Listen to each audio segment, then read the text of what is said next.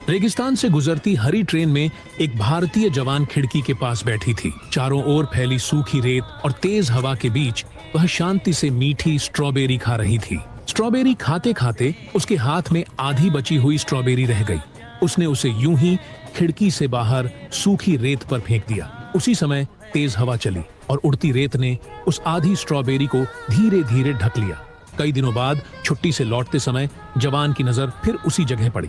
उसे वह पल याद आ गया। वह ट्रेन से उतरकर पास गई और अपनी पानी की बोतल से उस जगह पर थोड़ी नमी डाल दी। रेत गीली होते ही वहां हल्की सी हलचल दिखाई दी। कुछ दिनों बाद उसी जगह से एक नन्हा सा पौधा निकल आया। समय के साथ वह पौधा बढ़ता गया और एक दिन वह हरा भरा स्ट्रॉबेरी का पौधा बन गया। जब भी जवान उस रास्ते से गुजरती, उस पौधे को देखकर हल्की सी मुस्कान उसके चेहरे पर आ जाती थी। लेकिन एक दिन किसी ने आकर उस पौधे को नष्ट कर दिया। अगली बार जब जवान वहां से गुजरी तो उसने सिर्फ सूखी रेत देखी तो उसकी आंखें नम हो गईं। फिर भी किसी ने लाइक सब्सक्राइब नहीं किया। रेगिस्तान सूखी रेत पर भारतीय जवान रेगिस्तान से गुजरती ट्रेन में बैठी थी। रास्ते में वह मीठा संतरा खा रही थी।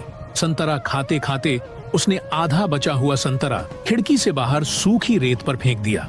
तेज हवा चली और उड़ती रेत ने उस संतरे को धीरे धीरे ढक दिया।